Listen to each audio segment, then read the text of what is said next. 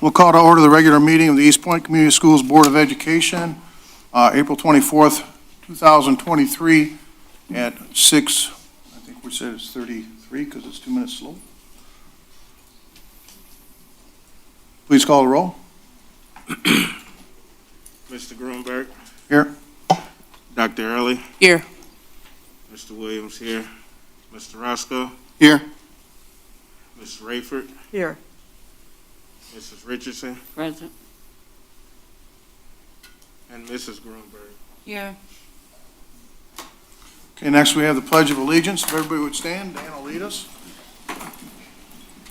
I pledge allegiance to the flag of the United States of America and to the republic for which it stands, one nation, under God, indivisible, with liberty and justice for all.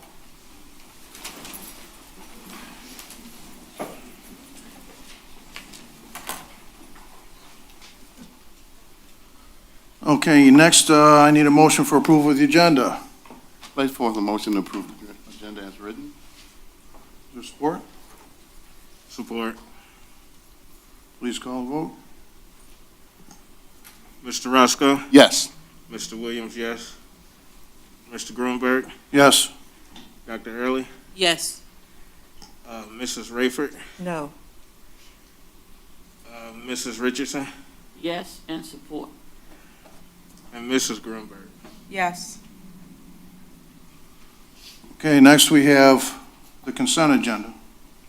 Anyone want to make a motion to accept the consent agenda? I'll make a motion that we accept the consent agenda as presented. Support. Questions, comments? Please call the vote. Mr. Williams, yes. Mr. Roscoe. Yes. Mr. Grunberg. Yes. Dr. Early. Yes. Mrs. Rayford. No. Mrs. Richardson. Yes, and support. Mrs. Grunberg. Yes. Next, we have the superintendent's report. Superintendent Gibson. Good evening, ladies and gentlemen of the board, and to the audience, as well as those watching from home. This is the superintendent's report for April 24th, 2023. Congratulations to senior Jonah Cram, who was honored at the County All Academic Awards banquet. Jonah is one of our 2023 valedictorians and has participated in band, NHS, and wrestling while out EHS. He has been in the district for his entire academic career since preschool. We are so proud of our senior Jonah Cram, and it was a pleasure to spend time with him and his family at the All Academic Award banquet last week. So next up, we'd like to celebrate Eastpointe Middle School's Literacy and Science Night. Our Eastpointe Middle School families hosted Literacy and Science Night. The hands-on exhibits from Cranbrook were a huge crowd favorite. Thank you to all the staff at Eastpointe Middle School for their work celebrating and making connections with literacy and science. Congratulations to Eastpointe health teacher Katie Bellamonte and Forest Park kindergarten teacher Nancy Buccelli were recognized this week at the Macomb Intermediate School District's Outstanding Teachers of the Year celebration. And this crowd would appreciate that Mrs. Bellamonte represented her shamrocking best with her shoes as well. It was a great evening to spend time with two amazing teachers here in our organization who serve kids. And congratulations again to Miss Bellamonte and Miss Buccelli.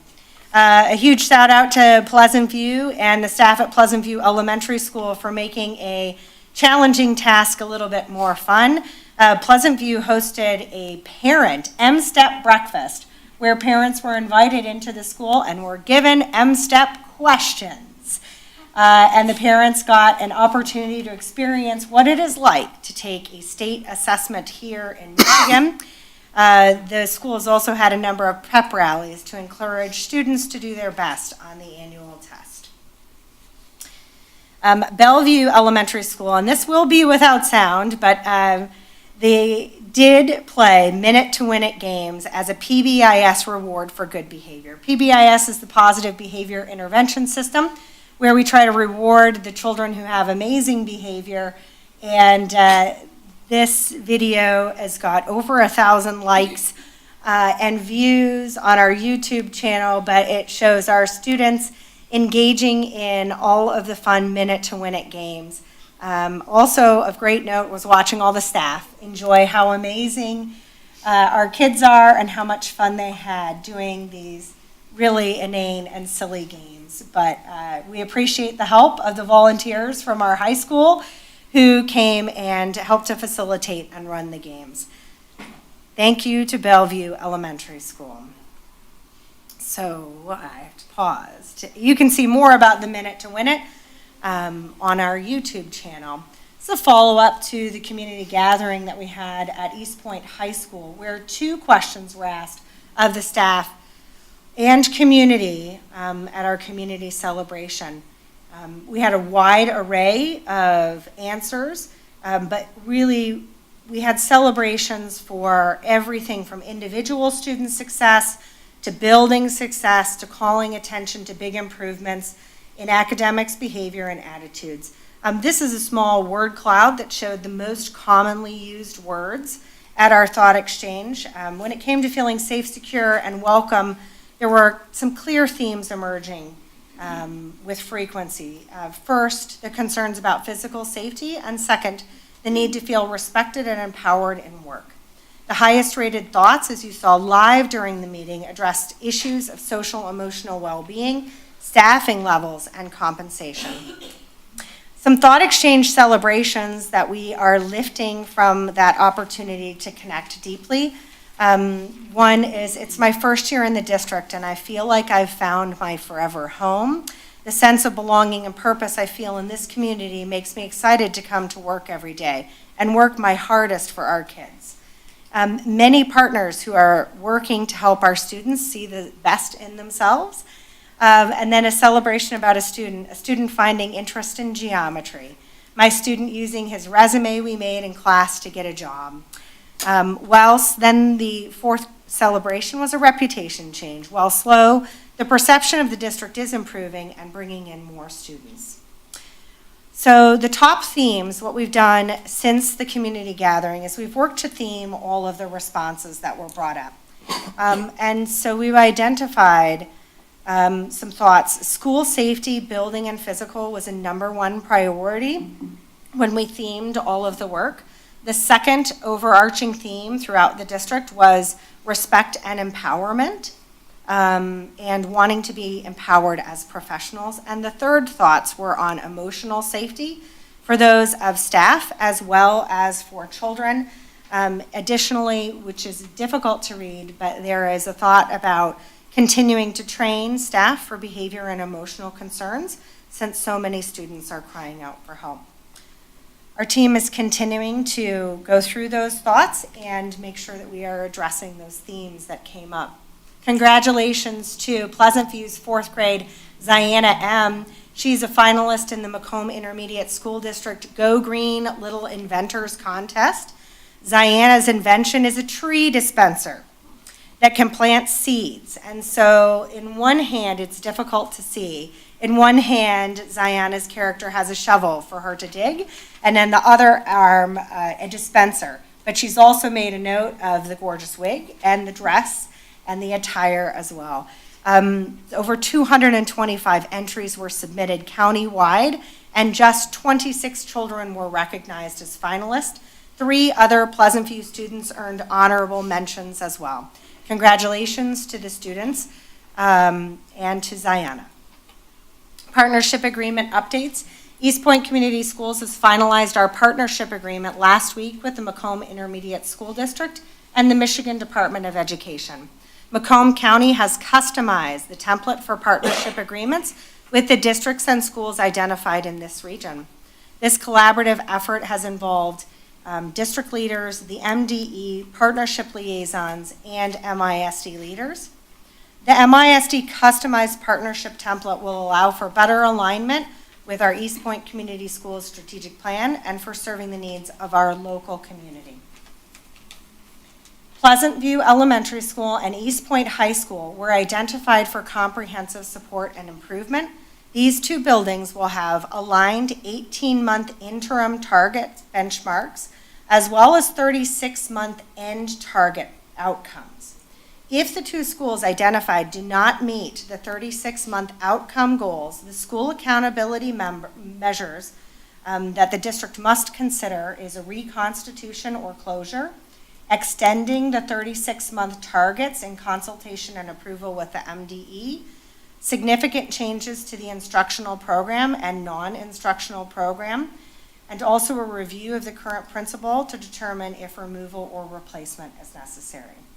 Bellevue Elementary School has been identified as a comprehensive support and improvement school that does not meet the criteria for entering the partnership agreement, but will be included in the supports provided by the Office of Partnership Districts. Bellevue will not be subject to benchmark outcomes or accountability measures as defined in the agreement. So we have 3 process goals in our partnership agreement. The first one is envision, design, and use a performance management system for measuring the monthly and quarterly implementation of strategic plan goals.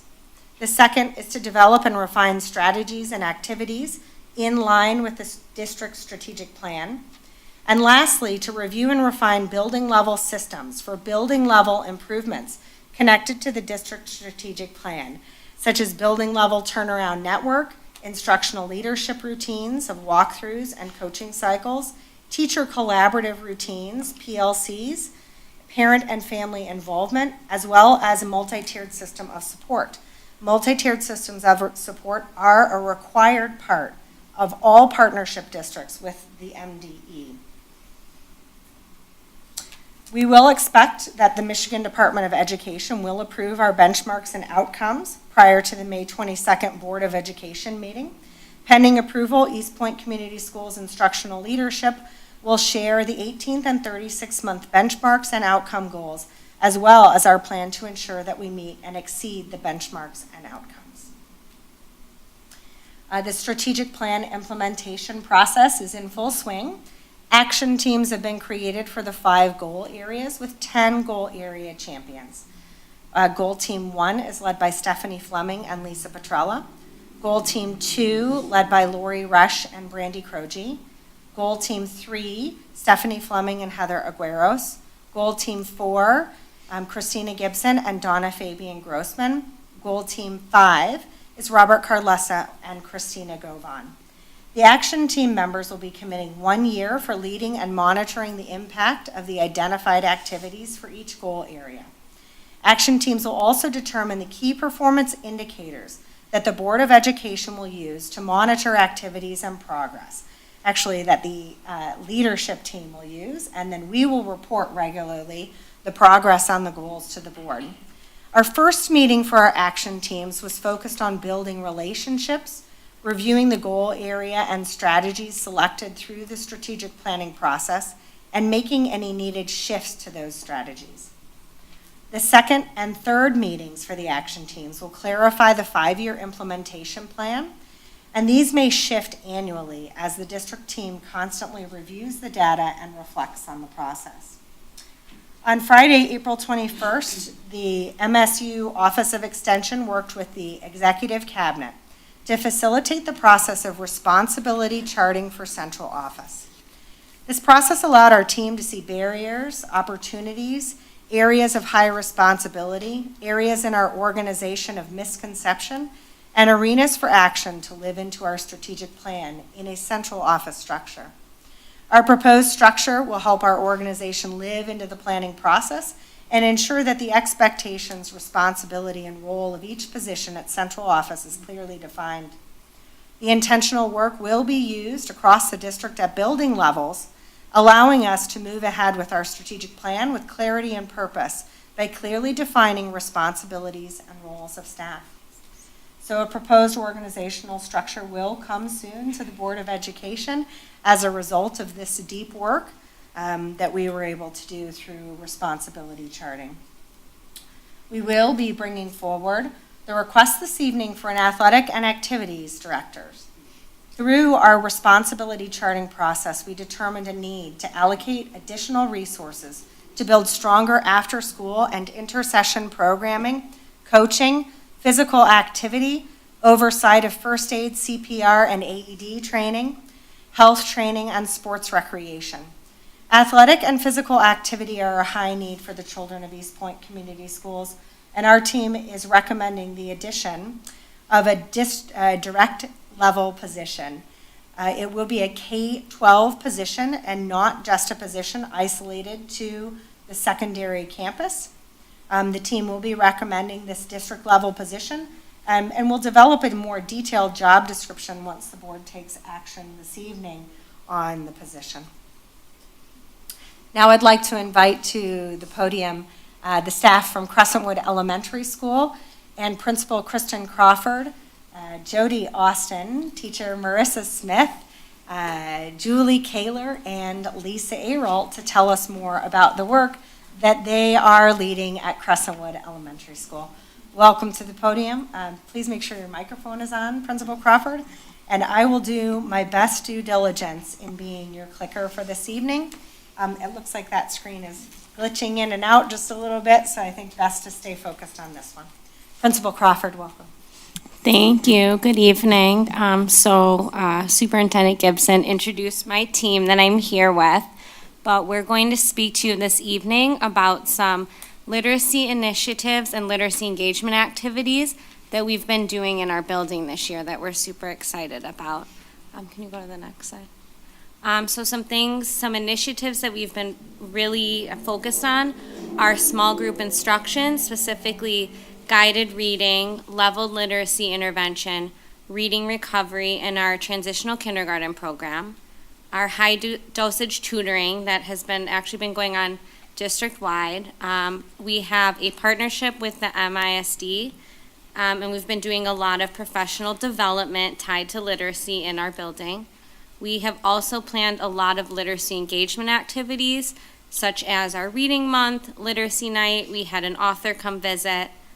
We had a book fair. We had a representative. And we've been planning for some next steps that we want to implement as the year goes on, as well as next year, to further these initiatives.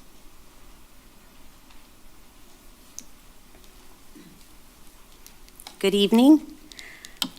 You're looking at a graph of small group instruction. And just to give you a little background on this and what this means, so we have a guided reading block that takes place in our building every day for 60 minutes across grade level K through second. We teach the children reading at their level during this time. It's small group instruction. There's like 5 to 6 kids in each group. We're using Footprints, which is our new reading series. And we've really focused tough on this since January. January up until now, it's kind of been like a guided reading bonanza, I call it. And it's been kind of like a coaching cycle. I'm an instructional coach as well in our building. So myself, the MISD consultant that supports our building, and the classroom teacher are co-teaching this guided reading bonanza together. And so we'll show you in the next slide in a moment what it looks like. We're all teaching guided reading at the same time. And this was to help our new teachers that aren't as familiar with guided reading to get comfortable with this, because they were really brand new to this. 2 out of the 3 were brand new teachers to lower elementary this year. So we're pretty excited with the results that we're seeing. If you look at the graph, what we did was we focused in on second grade for this project, and we averaged out all the scores into 6 groups. And group 1, it was 7 students, and we took the kids from level A to level 4.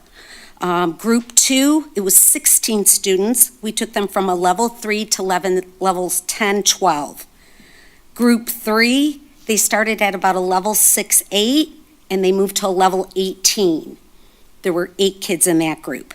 Group 4, it was another 8 students. They started between a level 10, 12, and have moved to a level 24, which is smack right at grade level. Group 5, there were 16 kids. They started between a 14, 16. They are also at a level 24 grade level. Group 6, there were 4 students. They started right where they should have been at the start of second grade at level 18, and they've reached the goal of level 28, which is where they need to be by the end of the year. So we're hoping to even take them further. So we're very excited. We believe in this. Our students love it. They feel successful. They're reading at their level, and the scores have significantly moved since we've started this project. So we're hoping only for great things. I'm going to introduce Lisa now. She's going to talk about reading recovery. Good evening. When children enter first grade, nothing is more important than learning to read and write. Yet, for some children, good classroom instruction is not enough. So reading recovery is a Tier 3 intervention, and it serves as an additional level of support for classroom instruction by providing more comprehensive assessments, individual instruction, and immediate intervention. Reading recovery serves the 4 lowest achieving first graders. Students receive one-on-one 30-minute lessons each school day for 20 weeks with a specially trained reading recovery teacher. Our goal is to intervene early before students' literacy difficulties become lifelong obstacles. At Crescentwood, administering reading recovery has helped rehab our students. They have grown their literacy capacity anywhere from 16 to 18 levels during a 20-week lesson series. But reading recovery doesn't stop with me as a reading recovery teacher. We involve our parents. Parents take ownership of their child's growth. They have a specific plan that they follow at home. They are supplied with materials, and they're given guidance to help implement that homeschool component, making the homeschool connection very strong. Parents were surveyed as well at the end of the lesson series, and we received a 5 out of 5 rating. I also want to speak about LLI, otherwise known as Leveled Literacy Intervention. This is also another intervention that we provide to our first and second grade students. This is a small group intervention where students receive services daily in order to achieve grade level expectations. Much like reading recovery, LLI helps grow our readers and writers and therefore become more engaged when they're in Tier 1 instruction. A homeschool connection is also built as literacy materials are sent home and parents are educated on how to best utilize those materials. I also want to talk about our transitional kindergarten program, otherwise known as TK. It was designed for students who would benefit from an additional year of growth between preschool and kindergarten, or those students who may have had limited early childhood experiences prior to kindergarten. Since all students learn at different rates, an extra year of growth and learning helps make them stronger and more confident students. TK identified students receive daily intervention lessons from our TK paraprofessional. Data has proven that the students in our program who receive a TK year then move on to a traditional kindergarten year are better able to handle the challenges and rigors of first grade. And next we have One more little part here. So we're also very excited to talk about high dosage tutoring. If you want to just advance the slides, yep, perfect. It's an after-school program.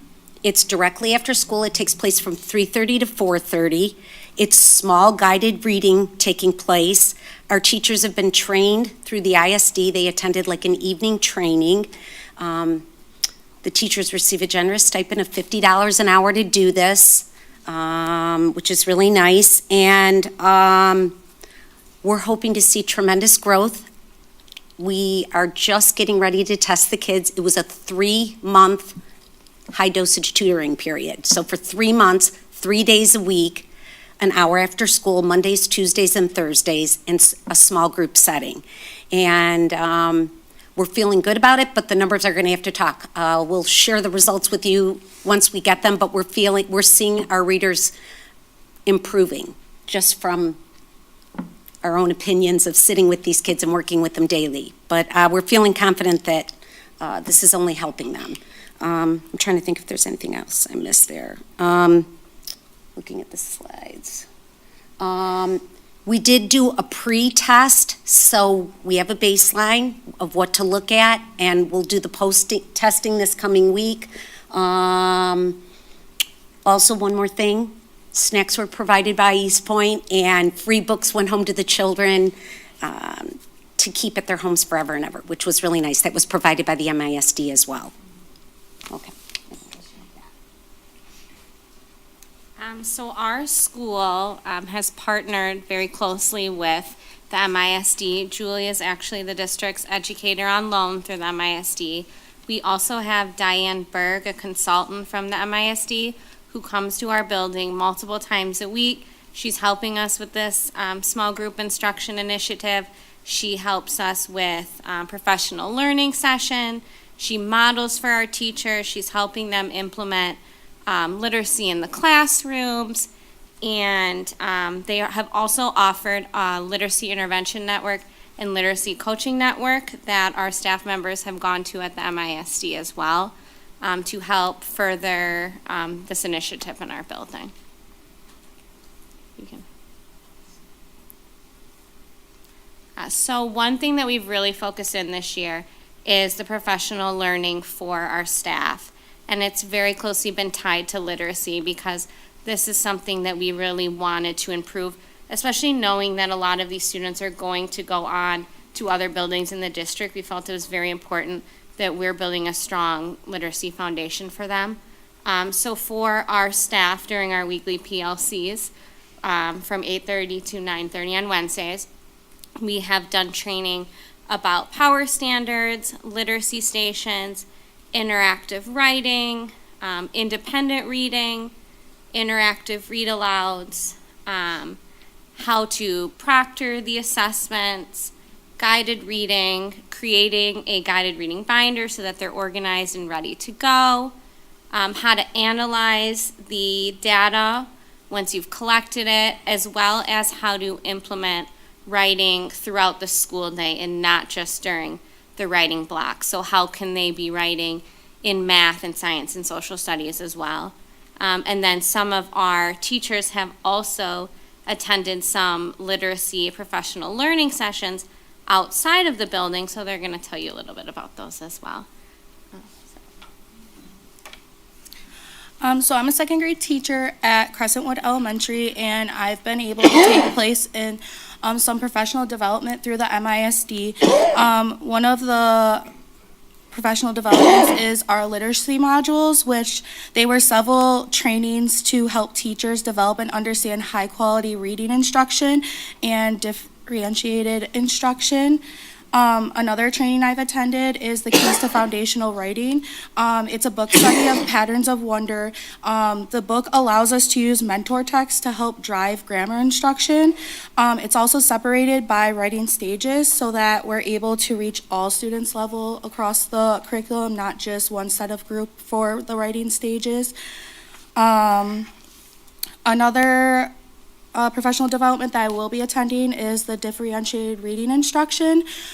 This is a book study that provides teachers lessons, and they help deliver literacy instruction focusing on word recognition, phonological awareness, fluency, vocabulary, and comprehension. Hi, my name is Jody Austin. I teach kindergarten. Marissa Smith and I both actually are doing the LETTERS training, which stands for Language Essentials for Teachers of Reading and Spelling. And this is a professional learning course that focuses on teaching the skills needed to master the foundations and fundamentals of reading and writing instruction. It uses years of research to explain the processes and the science behind reading, which is necessary for us as educators to provide the best high-quality instruction. The Michigan Department of Education teamed up with Lexia Learning, and they have a grant for Michigan educators and administrators to participate in the LETTERS training. So it's been very helpful. One thing I want to highlight about that is that they're going to these trainings on their own time, so they're not during the school day, so they're choosing to further their craft outside of the work day because they feel a commitment to this as well. You can change the slide. And now we're going to talk about some exciting things, some engagement activities that we've done tied to literacy in the building as well. So we had Reading Month for March. So our theme was reading is a grand slam, so it was baseball themed. And we had a kickoff assembly where we invited families to come in, and we really hyped kids up about the importance of reading for the month. We held a reading contest per grade level to see which class read the most, and they won a pizza party as well as some other prizes. We also had our caught reading contest. So any staff member in the building had little tickets that they could give out to kids when they caught them reading. And then their names were put in a bag. And every day at lunchtime, I would draw out a name from each grade. And that student who was drawn and a friend got to eat lunch on the stage, kind of overlooking everybody else. And they got a special snack, and they got to feel very special. And it was, that particular activity was a big deal because every day I would see kids who were very upset that they would say, "Why didn't you pull my name? I was reading." Yeah, so it was very exciting to be able to give out the tickets as well. So kids were really excited to read. And then we had, here is 2 students eating lunch on the stage. So you can see it was kind of decorated for them. And all the other students are kind of down at their tables, but they're right up there. And then we did some other activities during Reading Month as well that some of our staff are going to talk about as well. One event that we had is we had Spirit Week. So for Spirit Week, we had different days that we were to either dress up or the kids received a treat. We did baseball shirt day, baseball hat day, blue and orange day, PJ day, and also ice cream treat day, which that was probably the kids' favorite. It was nice to be able to share something with the kids and the teachers and be able to dress up for 1 week. We also tried something new this year, a favorite book contest. And so we had our special teachers choose their favorite book to read to our students during their special time with the students. And some of the teachers even used the book to springboard their lesson for the day, and which made it more meaningful. And at the end of the week, the students could vote on their favorite book that was read to them by a specials teacher. And then we tallied all the votes, and we made a bulletin board out of the winners. And actually, we tallied up the votes, and so the kids could walk around and they could look and see how many votes the book got that they liked best. So it was something new. We wanted to generate as much excitement as we could around March's Reading Month. Back to that literacy night, there's 2 photos, like with the pictures, just to tell you just a little bit about that. It was a very successful night for Crescentwood. We had 65 students and their families join that evening. So that was definitely exciting. We decorated the gym with a baseball theme. There were bases on the wall for the different games to play. They were literacy games, so the kids walked around with their families and played the games. We gave away books. We had a concession stand with free hot dogs and chips and cookies. And one of the most exciting moments of the night, obviously, was Paws from the Detroit Tigers came, and we had a selfie station where the families could take pictures with Paws, and even the staff got into it too, so it was fun. We kind of try to seize the moment with parents. We handed out parent handouts to help the parents with ideas on how they can work with their children at home with reading, so that was given as well. The surveys that were collected gave us a great response. It was a thumbs up for a night that was enjoyed by everybody. So, okay, I think, is that going to conclude it? So, can you go back to the book fair? So we had a very successful book fair as well. Crescentwood raised over $2,500 with our book fair. We also held an event at the book fair. We did donuts with grown-ups, and so we did not expect a high turnout at this particular event, but the entire library was packed with students and their families before school. shopping at the book fair, eating donuts. They were reading with their family, so the parents were buying them a book, then they're all sitting around the library and reading together. So it was super exciting. So we're looking forward to doing more with that next year. We made $2,500 to up the book fair. And that goes for books to the Yep, through Scholastic, so we'll be able to give that money back to the school for more books.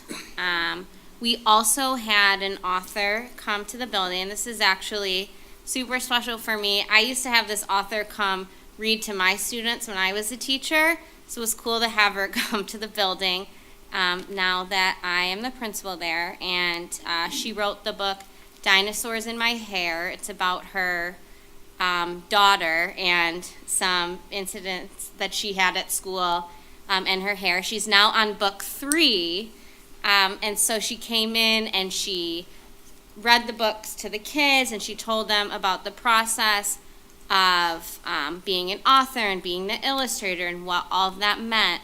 And you can see some photos. She got them involved, and she also brought in some lessons that the teachers could do with the books.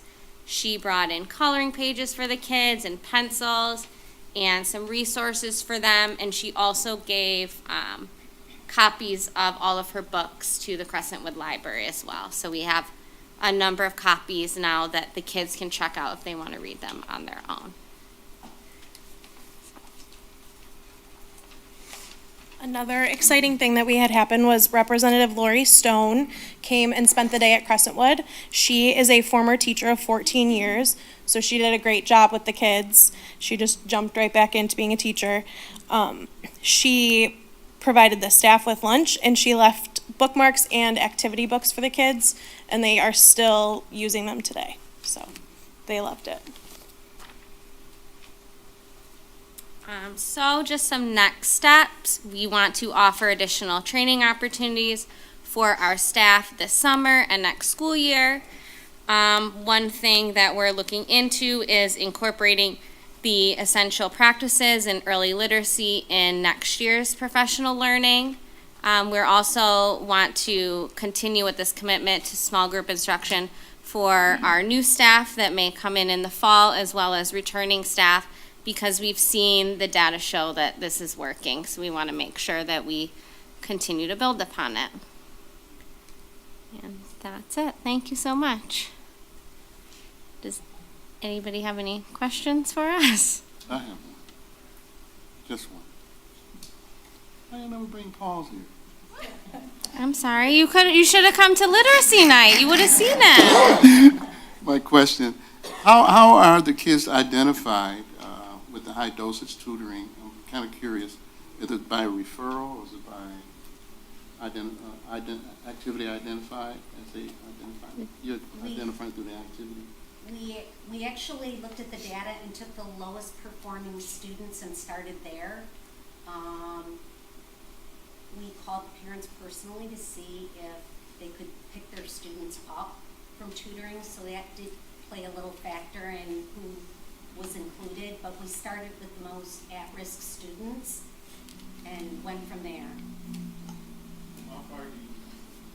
How far do you chart them? From what point to what point? Well, we did a pre-test back in January, at the end of January. So we've been tutoring 3 times a week, February, March, and April, and now we're getting ready to do the post-testing. Thank you. You're welcome. Is that the same way that you do the groups? That's how you choose which group they're in also? Yes, it's done according to their reading level. Okay. And so for the students like in group 1 who have not made that pinnacle yet, will you continue to work with them after into the next school Yes. year? Or how is that going to work? Is it just going to stop at? Some of those students are receiving intervention right now in the building in other capacities. Okay. Some of those students are actually receiving special education services right now in that first group, group 1. So they're definitely getting other services in the building beyond tutoring. And we're hoping tutoring comes back because we're feeling good about it. Hopefully the data will back it up, but we're feeling good about it. Please come back with that. Okay. Yes, thank you.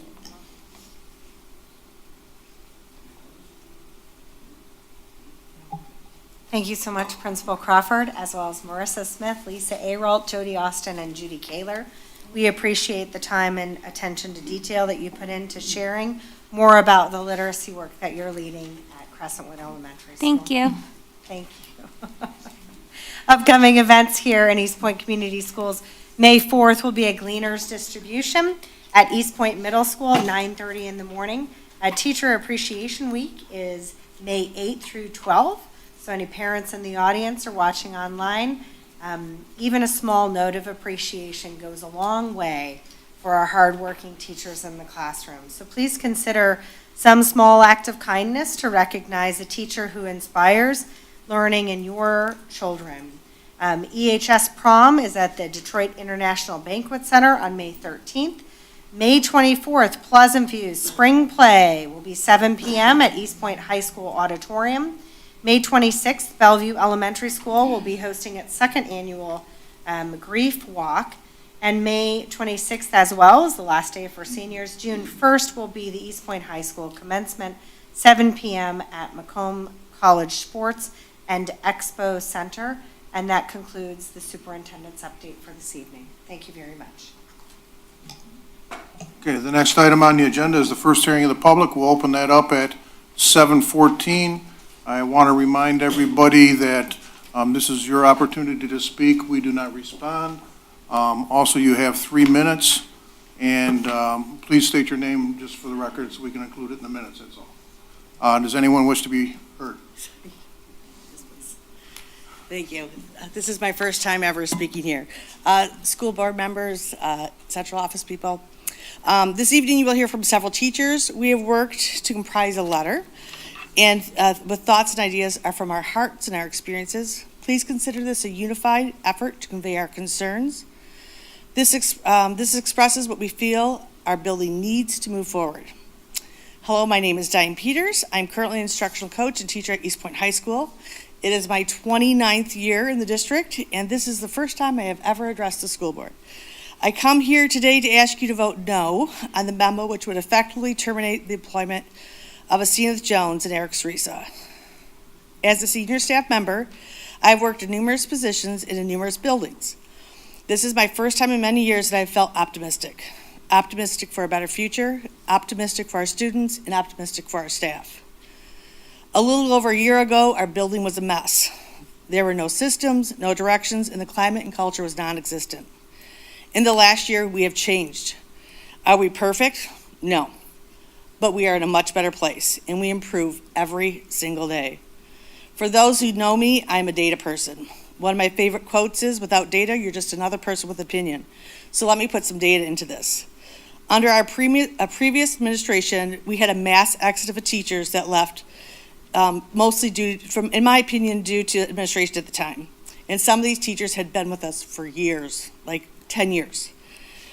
We started the school year having to scramble to get teachers and get students into a platform because we couldn't find enough teachers to work with us. Then during the school year, more teachers left because they were dissatisfied with their job.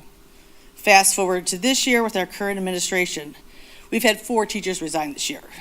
1 moved, 2 received more money in another district, and another was ill. So in total, we lost 4 districts. But under the previous administration, we lost 15 teachers. 15 teachers that started the year and then left. It was a complete nightmare. We had to scramble to find subs. We were all subbing our prep. So why is this? Why did more people stay this year? Why do we have at least 3 teachers that came out of retirement to come back and work for us? Why do we have teachers that right now, including myself, are eligible to retire, but are not retiring? For many of the teachers I spoke with, they felt that our school is on the right track. And more importantly, they felt supported by their administration. And when someone fights for you, as you can see, we will fight for them. During the previous school year, our district implemented a staff perception survey. One area of focus was shared leadership. From the beginning of the school year with the previous administration to the current, we grew 20% that year. I really hoping that maybe we could do a survey this year because I truly believe it would knock your socks off. It would also give you an idea to where your staff at the high school, the 8th grade academy, and the virtual academy stand with our administration. Because I'm so deeply fearful that we're going to be in the same boat we were in a few years ago, scrambling for staff. Teachers don't like unneeded change, and they don't like when they're not heard. Our staff stayed because of current leadership, and I'm worried they will leave if this happens.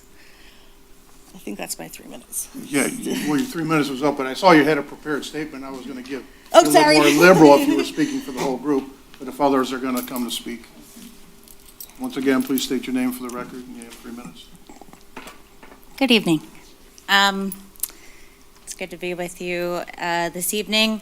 My name is Janet Beiersdorf-Huffnagel, Huff, and I rise today as both a resident of Eastpointe and a teacher at Eastpointe High School.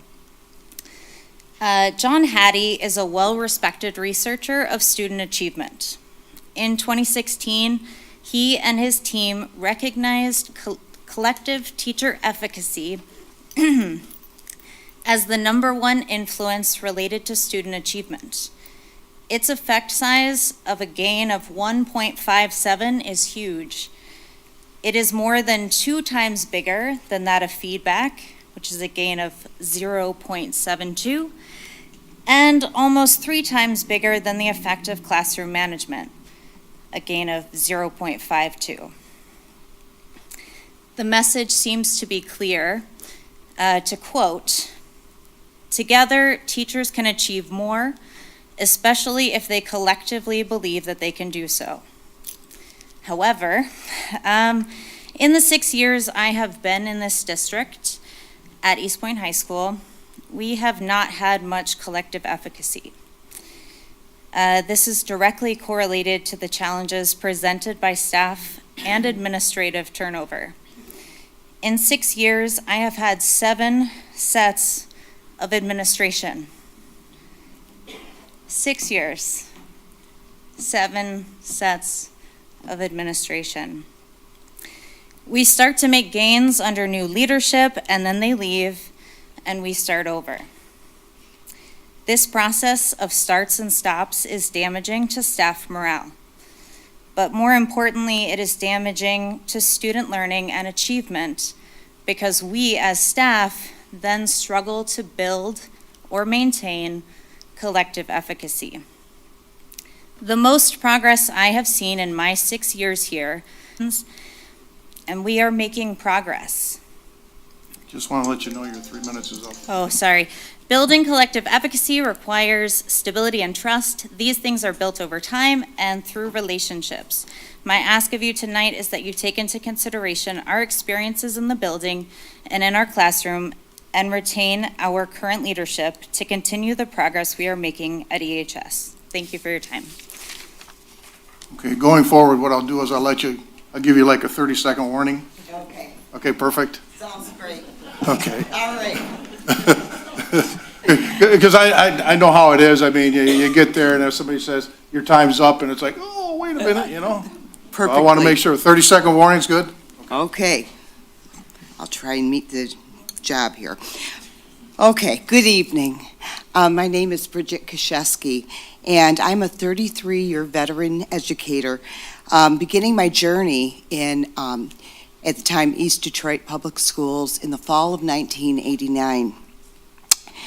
I can't begin to describe to you the person I was when I walked through the door, new student teaching beginning, and but I can tell you the educator I've become due to the many teachers and administrators who mentored me over the years and taught me what it really means to be a teacher. I've learned many, many lessons over 3 decades, and here are just a few of the most memorable that I try and keep alive every day in my classroom. First, kids may forget some of the content you work so hard to drill into their heads, but they never forget how they felt in your classroom, ever. Second, make your place of learning a haven, a place they feel welcome and safe in, a place where they are free to embrace all of life's lessons. not just the academic ones. I could go on and on and on, but I'm told I only have 3 minutes, and I'm going to get the thumbs up sooner or later. So finally, last one, our kids are just that. They're kids. They need love, they need support, they need understanding, they need structure, and they need patience. They face challenges that are new every single day, especially coming out of the face of a pandemic. This, ladies and gentlemen, is the reason why I'm here tonight. The current administration of the secondary campus embodies all of these qualities and provides them endlessly each and every day. They do so with humility, with hard work, integrity, and they work countless hours, and each child is treated like they have a future as bright and exciting as they are right in this moment. Day after day, our principals give tirelessly not only to these children, but also to their families, moms and dads, brothers and sisters, aunts and uncles, grandparents. We as a staff have come to depend on this as our safe haven, our place that we arrive each day to do our jobs in safety and acceptance. They are ever present in the hallways, the cafeterias, the school dances, the sporting events. And just as important, they are ever present in our classrooms, making sure that we are supported as well. That being said, I ask with all due respect that the motion to not renew the administrative contracts with Mrs. Asina Jones and Mr. Eric Cerisa be overturned. Thank you for your time. Does anyone else wish to be heard?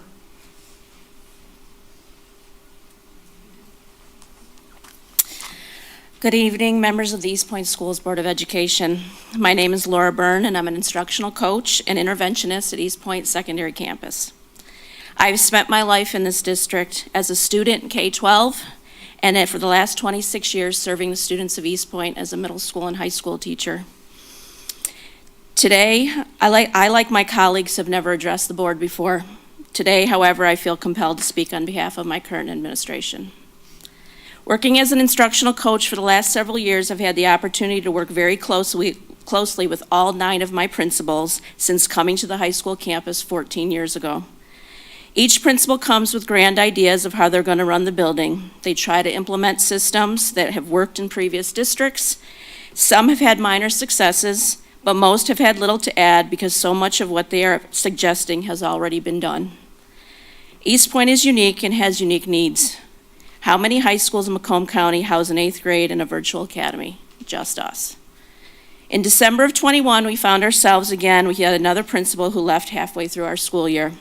Mrs. Jones and Mr. Cerisa, without hesitation, assumed more responsibility and began working together so the campus wouldn't experience another change, disrupting our educational environment. Mr. Cerisa is an asset because of his historical knowledge of the district, and combined with Mrs. Jones' passion for students, they make a good team. After a year and many interviews, Fatima Thompson has been a welcome addition this past September to round out our administrative team. It has been many years since I've witnessed an administrative team collaboratively address the needs of this building. I credit this changed atmosphere to Mrs. Jones. She relentlessly asks her staff questions, gets to know her people, focuses on their assets, and supports where is needed to move forward in decision-making. She empowers staff to support each other and always makes decisions with the best interests of children. These administrators use our capacity to spend time with our students. They lead so we can teach, educate, and help our students grow. It has been a long, long time since any team of administrators has positioned us to do that. Students and staff need consistency and leadership at the high school to build a foundation for students to truly be successful. We are far from perfect, but Mrs. Jones and her team are moving in the right direction. I cannot speak to the accusations against Mrs. Jones and Mr. Cerisa other than what I read in the resolution, but one of the items listed was a failure to properly conduct staff evaluations. This line immediately caught my attention because this admin team, in my experience, has this year routinely conducted evaluations and has engaged in conversations with the coaching team on where support for staff is needed. This has not always been my experience in the past. As an instructional coach, I'm tasked daily to focus on assets and help grow the capacity of teachers. This process takes a lot of time, especially with new or unseasoned staff. When someone is new in their role, they need to be mentored, They need clarity of systems, and they need time. These needs are 3 no minutes is different up. for administrators. Thank you. Thank you. Anyone else wish to be heard?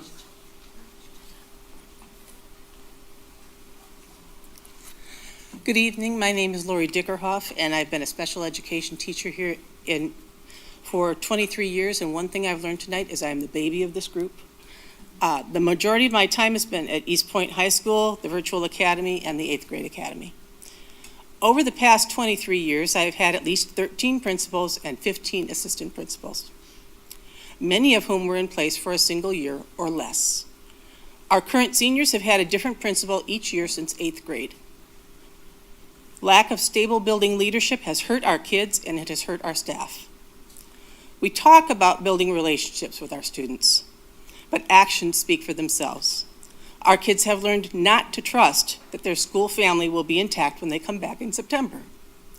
And that is reflected in their attendance, their academics, and their behaviors. When Dr. Williams left, I had a student tell me, "He left us." They feel abandoned. It takes time and care to earn the trust of students and staff, especially with the record of turnover we've had. Stable building administration is vital to rebuilding our school and bringing it back to where we all want it to be. To change leadership yet again would undermine all of the work that has been done over the past year to rebuild that relationship and trust. Our current leadership team of Ms. Jones, Mr. Cerisa, Ms. Thompson, Ms. Tabb, and Mr. Hall is the most cohesive group I have worked with in my 23 years. They are truly working as a team. We have strong individual leaders, some of whom are in this room, but we've never had a team like we have now. They have built relationships with students. They have built relationships with staff. We can trust that when we need guidance, we'll receive it. We can trust that when we have a question, we'll get an answer. We may not like the answer, but we will get one. Please allow our current administration to remain intact. Our kids and our staff need them.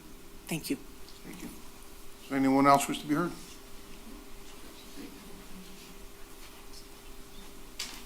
Good evening. Like most of the people here, I am not an educator, but I am a community liaison. I come to the high school most often to drop off donations. I'm with a nonprofit organization. I like to start with a quote from Maya Angelou. I've learned that people will forget what you said, people will forget what you did, but people will never forget how you make them feel. Excuse me, did you say your name? My name is Valerie Miller. Okay, thank you. You're more than welcome. I like to say that every time I come to the school, not only am I greeted with kindness, smiles from staff, but always with the students. It always intrigues me how the teachers correspond with the students. They react to them, and not negatively, even when they don't get the feedback that they like. That amazes me, because so often when I was in school, it was the opposite. If a teacher gave us information or answers that we didn't like, we reacted, but not in a positive way. These students react in a positive way. When I see the students, every time that I come, the feedback, not only from the staff, but the students, is overwhelming, an overwhelming positive response. As someone in the community, if it's not broken, then why mess it up? So many of the students in the current climate, as well as the adults, are already experiencing a climate that has been not only unjust but unfair. We're teaching our students that with hard work, that you can still not receive feedback that is positive. I'm not saying that you'll always get your way, but give these students an opportunity to continue to get the positive feedback that they get on a regular basis from the current staff. Don't uproot them. So many of these students have already been uprooted from things and places that they are familiar with. This school is the one thing they're familiar with. Please don't change that for them. Thank you. Anyone else? You can beat me to it. Go ahead. I don't think I'll need a thumbs up. I'm going to be pretty quick. And Lori, if you are the baby, I am the grandma. My name's Susan Hamden. I attended Eastpointe schools, K through 12, and have worked in the district as a school social worker for 37 years. My mom and my sister both worked in the district. My niece currently teaches at an elementary, and my husband was Ira Hamden, who worked at Kelly Middle School as a teacher, curriculum coordinator, assistant principal, and lastly, as principal at Kelly Middle School. My husband left the district when we took the 25% pay cut. Being that we both worked in the district, we couldn't financially both take the cut. He moved on to a neighboring district as a middle school principal. As he moved to his new position, he found that he was very prepared for anything his new job posed to him because he had to be able to wear multiple hats when he was at Kelly Middle School. The high school administrators have a really tough job, and I was married to one for a gazillion years, so I know what it was like. Every day they walk in the building, they're faced with multiple issues and situations that they don't plan for, but need to address. In order to make a true impact, they need more than a year to fully implement and execute their programs and new ideas. This team of administrators is cohesive, learn from one another, and respect one another. As a person who has been invested in this school district and community for my entire life, that is the team I want to finish up my career with, and I feel respected as a person as well as professionally respected by this administration. And not only do I need them, our teachers need them, and our kids need them. Thank you. Does anyone else wish to be heard?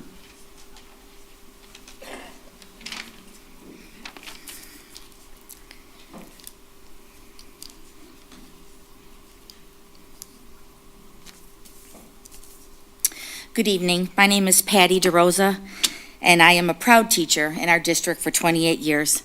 The first time I met Aseneth Jones, last year, she was talking to a student in the hallway, addressing why he was late to a class. Short lady talking to this really tall kid, and I could see that he was trying to get my attention in the hall because he knew who I was. She turned around and she said, "Is this one of your babies?" And I said, "Yes." And she said, "Okay, you take care of him." It was at that point that I knew that this is who we needed. She still, to this day, calls our kids her babies. She loves them and she treats them like her own. And I love working with her. She is who we need. She supports us. She respects us. She knows what we need. My journey started at Oakwood Middle School. I loved every minute of my 14 years there. We were a family. Our students knew it. Why? We were a model middle school for this county when I started because we had an intact administration and an intact staff. I moved to the high school, sadly, I thought, in 2009 when Oakwood closed, only to have felt like I had died and gone to heaven after teaching 1 hour of 11th grade English. After a few years, my esteemed colleague Laura Byrne said, "You should apply for the instructional coaching position." So I did it. For 9 years, I had a different administrator every year. My head was a whirlwind. It was in and out constantly with principals. New policies, new procedures, new visions, continuously changing staff. During this time, I'm trying to meet the needs of veteran staff, new staff that are coming and going, and kids in classrooms with no teachers, kids in classrooms with no staff, kids in classroom with staff that aren't certified. I was always led back to the students. Why? Because they desperately need us. Just as we thought with each new administration we were home, they leave and we're back to square one. Now, I am currently a proud teacher in the Eastpointe Virtual Academy, which is what remains of our alternative program. And if you don't know anything about it, it is the best alternative program in this county. You can imagine, Mrs. Jones comes to a new high school. It's not 10 through 12 like most high schools, not 9 through 12. It's 8 through 12 plus a virtual academy. What does she do? She is the first principal that has sat down with me. She has listened to me, not just talked with me, listened to me. She's heard me. She knows what we need to do to continue to make our program so successful. Talk to our students, look at our data. The kids love it. I'm You have a always few asked, seconds left. pardon me? You only have a few seconds left. I can do it. I'm always asked, why do you stay? I will tell you why I stay. I stay because of the kids. They're my passion. They're the reason why I do what I do every day. Ask kids. I love our kids. They come to us for an education, for nurturing, for guidance, for love and support. Mrs. Jones has provided me with that unconditional support. Mr. Cerisa also. I stand with so many colleagues here tonight. Please stand if you're here to support our current administration. Please turn down the motion for non-renewal of Mrs. Aseneth Jones and Mr. Eric Cerisa, and just give us a chance. Thank you.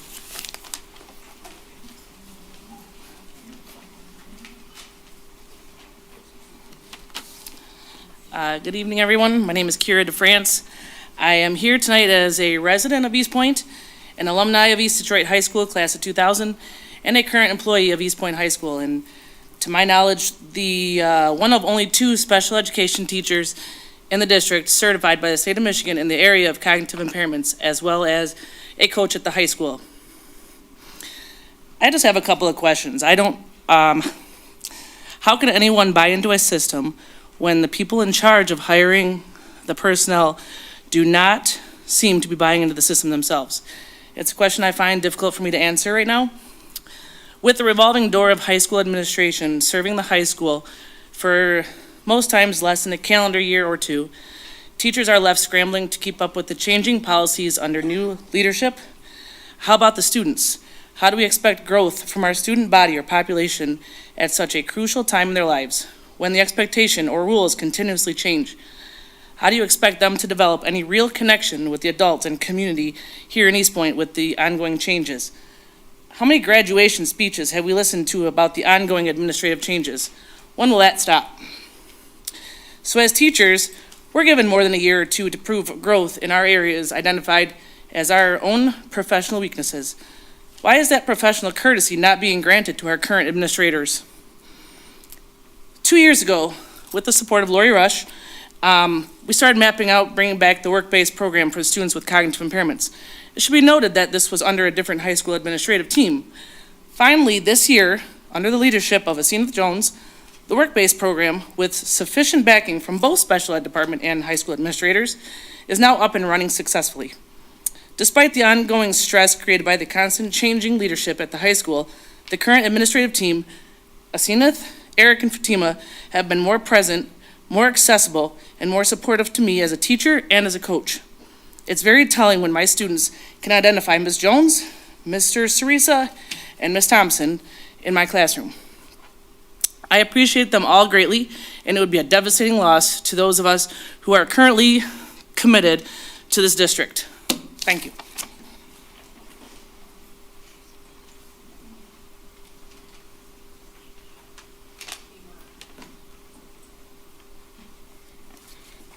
Good morning, good evening, board. My name is Amon Jamerson. When absolutely no one wanted to give me a chance, Mrs. Jones did. Not only did she bet on me, she did so with love, kindness, and she didn't play any games with me. When I'm wrong or out of line, she gets me back in line. The dignity and discipline that Mrs. Jones is instilling in me, I know Mrs. Jones will help turn me into the successful individual one day. Her expectations from me are high. She will not accept anything less than my very best. Honestly, sometimes that's more than what I think I can do. Mrs. Jones listens to me no matter how loud I get because she knows I just need to be heard sometimes. She is patient with me even if I act as if I don't care, and has given me second chances no matter how many times I screwed up. I may not remember everything that I will learn while in high school, but I will never forget what Mrs. Jones is teaching me about myself. Mrs. Jones' faith in my abilities is showing me my true value beyond what I or anyone else believed. She is showing me that I can be whatever I want, which was the most important lesson I ever learned. Thank you.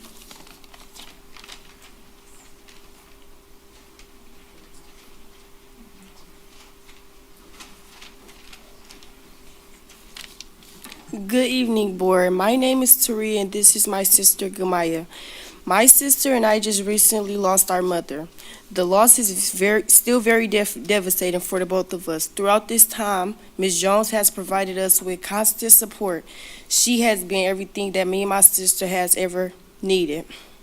She has made sure we eat and had transportation. We're financially able to attend any school functions that we want to go to. Although my sister and I tragically lost our mother in a terrible act of violence that we both witnessed, Ms. Jones has encouraged us to work hard and to know that no matter what we have faced, we still can achieve whatever we want. She has shown us what we are capable of if we are willing to put the effort to do so. Most importantly, Ms. Jones has shown us that she has our backs and will absolutely ride for us. After losing my mom, that means everything to us. Ms. Jones' contribution to our school and the students should not be overlooked. We appreciate her and all that she has done for not only us, but for the students as a whole.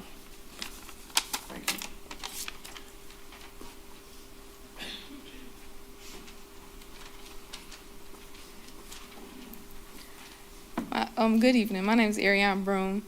I'm a former student at Eastpointe High School. I graduated last year. I feel like Eastpointe has flourished since she's been there.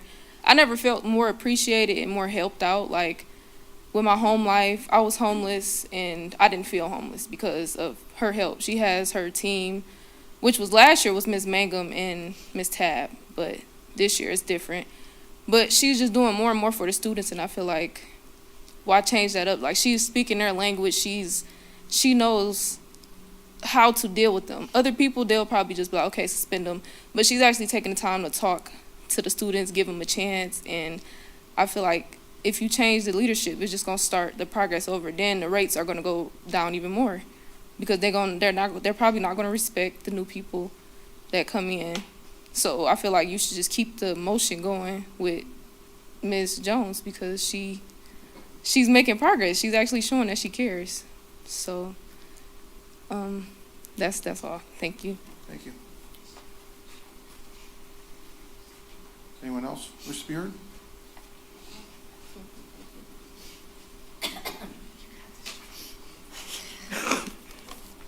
Hi, I'm Joanna Shire. I'm also a K-12 East Detroit graduate, and I am now standing before you as an administrative assistant at Eastpointe High School under the direct leadership of Mrs. Cena Jones. Mrs. Jones, she's my people. She has made this staff the most accountable and cohesive staff that I have ever worked for in the last 9 years. She provides a sense of stability and empowers the students and the staff to be the best that they can be regardless of their history. Every day is a fresh start. There's an understanding of accountability, and she does not hesitate to follow through with the appropriate consequences. I personally tell every family I register at the high school that this is the most level playing field you will ever enter.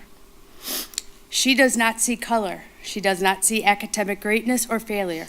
She does not care if you are the custodian or a seasoned professional with a list of letters behind your name. Rules are rules and expectations are the same. You will be held accountable.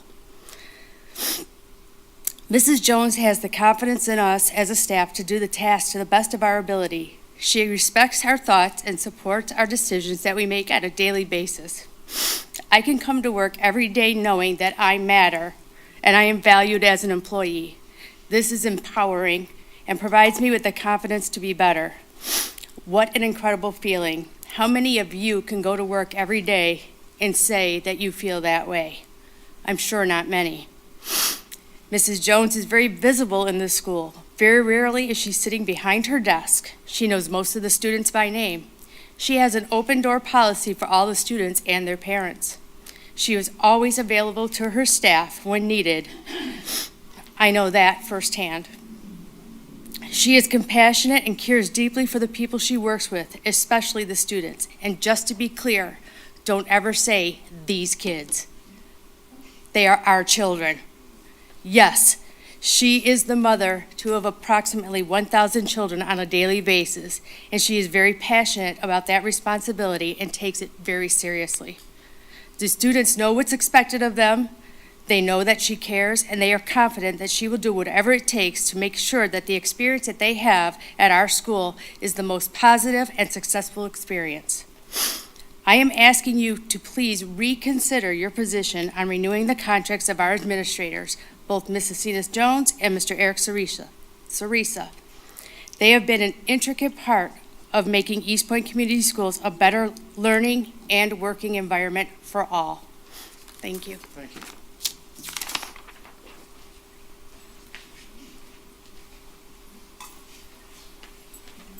I guess I should have written mine down. Everybody else's. My name is Cheryl DeFrance. Watch me close. I got the full notes here. I am a resident of Eastpointe. I am a K through 12 graduate, 71. So that puts me at pretty old. I also am, I think I'm the grandma. I am also a retired teacher from the high school. Like when I first heard about this, I was so angry, and luckily the board meeting wasn't right away, so I could calm down. I've been through, because I'm a resident, I've gone through all of the Board of Education mistakes and all the superintendent mistakes in this district, starting with embezzlement and all of the racketeering cause from the 1998s to the 2000s. And then as I was also a teacher at the time, because the money was all gone, we had to blame the teachers. So I was told, you have to see the full picture by the superintendent.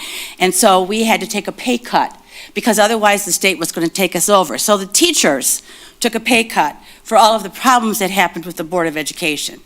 And then all of a sudden, Lansing said we have to have school of choice. So now we have school of choice open enrollment.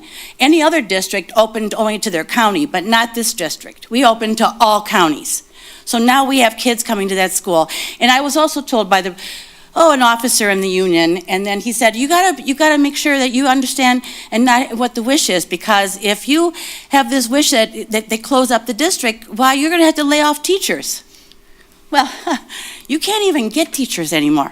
I had to come back for 4 months this year. I didn't have to. I chose to come back because I love this high school, and I really wanted to help the best I could in the education program and working with these kids. Now, the reason you're going to say, well, how could this principal possibly be such a wonderful lady if it's a failing high school? And honestly, people, it's because you have allowed every student to come in, whether they have a behavior problem or not. These wonderful kids here have a right to go to school to be able to learn and not have to have the teacher have to discipline kids because they're coming here with a different agenda. I mean, our kids are amazing. 70% of these wonderful little Crescentwood kids that you're teaching literacy to are not going to even go to the high school. They're going to go to St. Clair Shores is real happy for this literacy program. I mean, you're going to lose our kids because you have kids coming here that really have an agenda to fight or to get into trouble when our kids need the teachers to be on the same page with them and so they can learn. That's another issue. Teachers have been blamed and we have been, coerced and not valued. So what happened? Because of low pay, and they've gone elsewhere. So this year when I went over there, 40% of them don't have a teaching certificate. Failing school district. You have this wonderful principal and these assistant principals working tirelessly to work with these teachers to get them to learn how to teach and have discipline, and then also work with these students. She's an amazing person. I went over there, and I challenge you to make up your mind, go and sub. Come on over to the high school, sub a class, sub any class. Don't tell them who you are, but it won't matter. But sub, before you determine her you destiny. You need to wrap it up, your pastor. Sub. Thank you so much. You have a great night.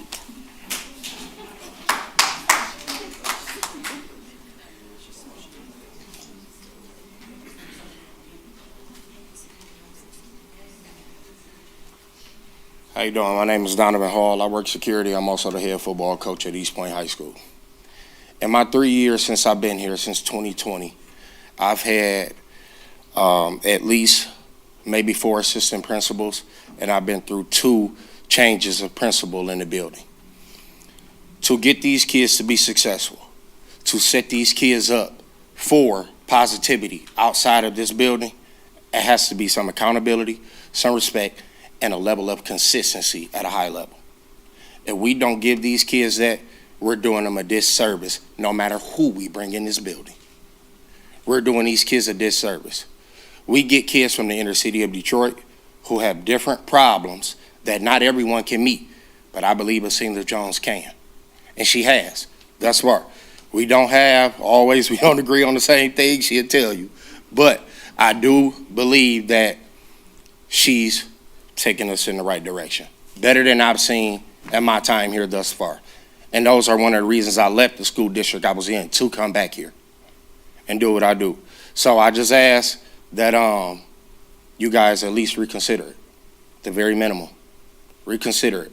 Give her a chance. Let her show her level of consistency and the love that she has for these kids. Thank you.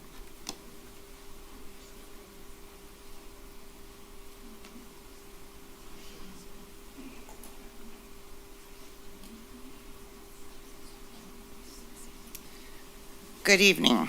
I'm Sue Toth. I teach at the high school. I've taught there for over 30 years. I'm one of the teachers who retired and I came back, and this is my second year. Why did I come back? Because I love kids. I'm a shamrock, and I want to impact their lives and see them be successful. I had written this down, but I'm going over. I was really excited with this. I'm really excited about this whole administrative team. I feel they're very cohesive. I see a difference in the students. I feel a difference in the accountability, not only for the staff, but the students, the parents. When I am in meetings with Eric and Asina, they are all about the student. And I love that because that's what I'm about as a teacher. It's all about the student. And they will hold parents accountable. They'll hold their teachers accountable. They are visible. They come into our rooms. But I see most of all caring. And the main reason I'm here is because of the students. I feel after being here so long that it's not fair. Those kids feel like when there's so much turnover, they feel like we don't care. Oh, she left. The teacher, she left. She doesn't care about us. And that's what they tell me. And I'm like, no, you don't, life is different. There's things. But they just get that feeling. And if you keep changing, it's hard on us. We're adults. Change is hard. But for kids, they want to be loved. They want to be cared about. They want parameters, okay? And they are growing. And our test scores, NWEA, are my kids at least, I've seen 100% improvement just in my first hour on every level of that test. And so I think they're doing their job. I know they are. I know that they will grow. Just let them have some time. But please, I'm here because not so much the staff, it's hard on us, change. I think in 30 plus years, I've had almost 20 principals. And I came back, this is my second year back, and this is my second principal. So we get used to it sort of, but the kids don't. They take it like we're abandoning them. And they just don't, if they feel loved and they feel cared about, which this principal does and Eric Sarisa does, they flourish. I've seen it. I've been here long enough. So please, just think about that, about the kids, and reconsider. Thank you.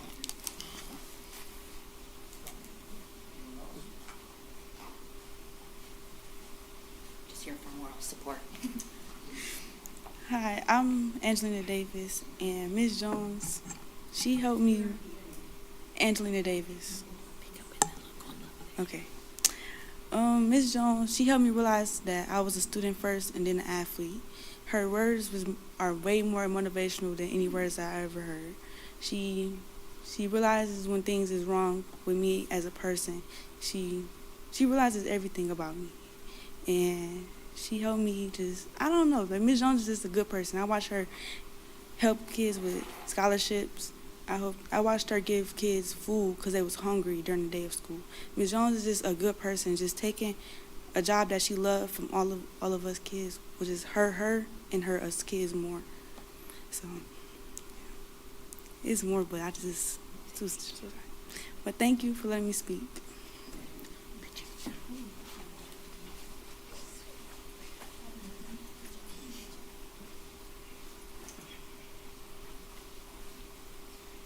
Good afternoon. My name is Amelia Ritter. I'm an 8th grader at Eastpointe High School.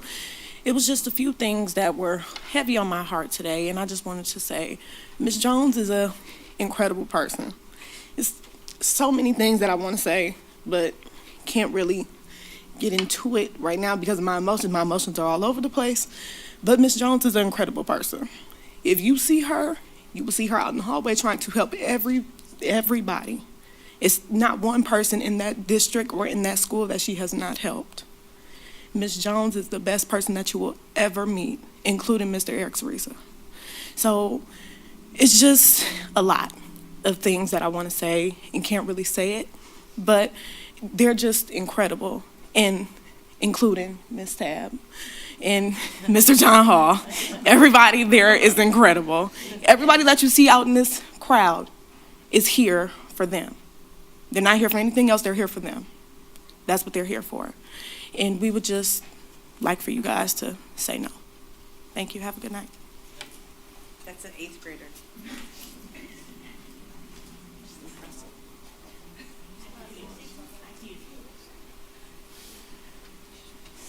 Good evening, Stacy Cobb Muniz.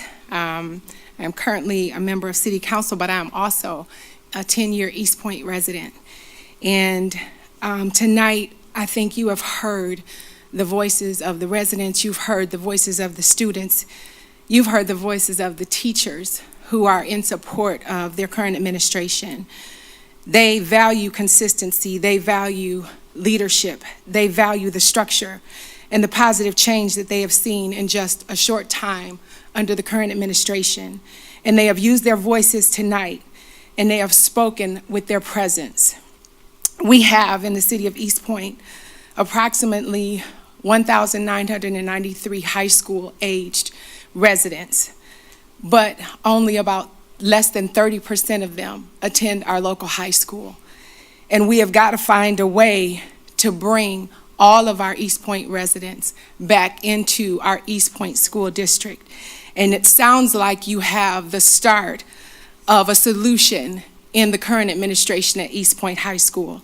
So I implore you to support their efforts to get Eastpointe High School back on track and support the current administration that is embodied in Ms. Jones and her team. I can say just from my short time of interaction with them, even in being invited to the senior pinning, that I see a school, a high school, a set of teachers, a set of parents and students who are working together to have a great high school experience for the students, to put out into the community great individuals, great residents. And I want to see a repeat of what we've seen tonight carry forward, where you have people who have gone through the school district who then become employees of the school district. And they are saying to you with their voices, what is happening right now, the administration we have right now is working. And so I implore you to hear their voices. Thank you. Before we go any further, I just have a question because I have board members up here kind of requesting that maybe we take a break. More people actually plan on coming up with the podium. If I can just see a show of hands. Because it's not that many people, I don't finish this up. One of us had to help us. Go ahead. You go ahead and speak.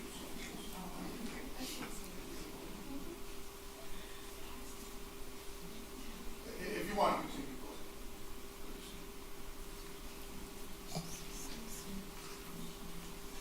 Okay, I'm Mr. Z, and I live 754 miles from here, all right? And I got in my car, and I drove back because Mr. Sarisa made a call, okay? Mr. Sarisa made a call, and I got in my car, and I drove back. And only two, because of the people I work with, I came back, okay? And since I've been back, the support that I've gotten from Ms. Jones and her staff has been tremendous. okay? We have a mayor in our classroom that we vote for. We had the former Miss Mayor Pixley come out and stand an hour at a podium, okay, and answer questions from our kids for a whole hour. And then our staff, Miss Jones and them, came up to our room and helped vote with the kids to elect the mayor of our classroom, okay? And like I said, 754 miles. Think of the last time that you drove 754 miles for something. Okay?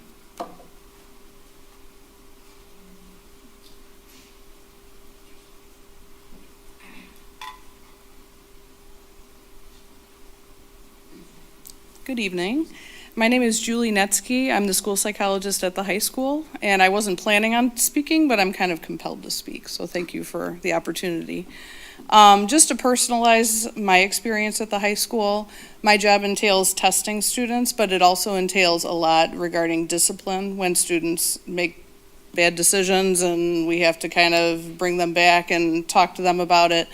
What I want to say is Aseneth and Eric have been instrumental in my process. I've been at the high school 5 years.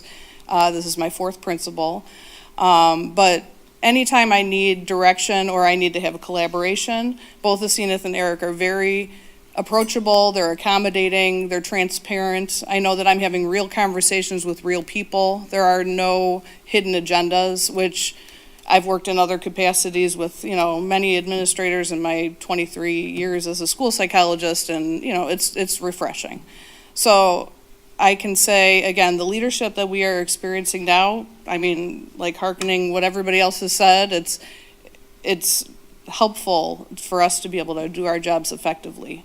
And I can tell you, anytime I've sat in a conference room with a student who is more nervous than anybody else in the room because they're getting in trouble, having Aseneth there, having Eric there, it's clear. She is making connections to any parent that is seated with us. And Eric he's a very clear communicator as well. So it helps us do our job effectively, having the leadership we do currently. And every personality on that administrative team lends itself to each other.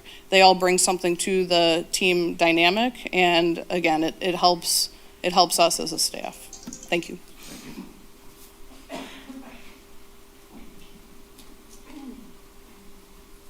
Anyone else wish to be heard? Anyone else wish to be heard? Seeing none, we'll close the first hearing of the public at 8. We say we're slow. 8:05, 8:03.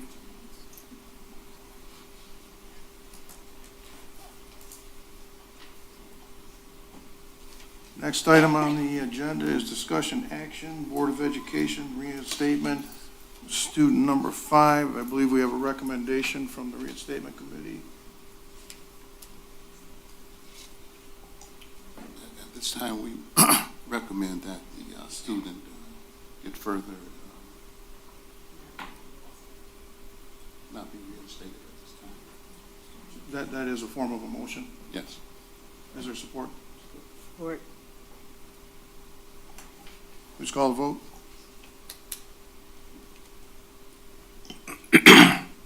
Mr. Roscoe? No. Miss?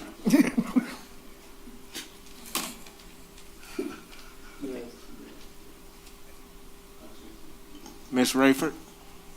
Let me make sure the motion is clear. Motion to not reinstate. I know. Okay, we're going to prove that motion. That's what I'm saying. Yes. Mr. Grunberg? Yes. Dr. Early? Yes. Mr. Williams, yes. Mrs. Richardson? Yes. Mrs. Grunberg? Yes. Okay, next we have under Human Resources, approval of athletic and activities director position. Want to speak to that? I mean, you already kind of did, didn't you, earlier in the meeting? I did, yes. You don't have anything you want to add to it? So the central office team engaged in a responsibility charting process and realized that we don't need just to focus on athletics at the high school level. We need a deeper focus on physical engagement and activities, extended day, extended year, and intersession, to facilitate the numerous partnerships and grant-funded opportunities that we have received to grow the opportunities for children in our community. We are asking at this time that the Board of Education approve the addition of a position of Athletic and Activities Director position. It will oversee K-12 work, and the full job description will be developed after the approval of the position. Motion to approve? So moved. Support. Any discussion? I just have a question. When you say K-12, so it's supporting athletics throughout the whole district? Yes, this director, it is our vision that the director responsibilities will include after-school and inter-session opportunities for all children of Eastpointe Community Schools, not just limited to those who qualify for athletic endeavors 7th through 12th grade. It is the intent of our team to have the director oversee a body of work across the district. I have a question. Yes, sir. Question. The policies and procedures, they'll be developed as we go forth?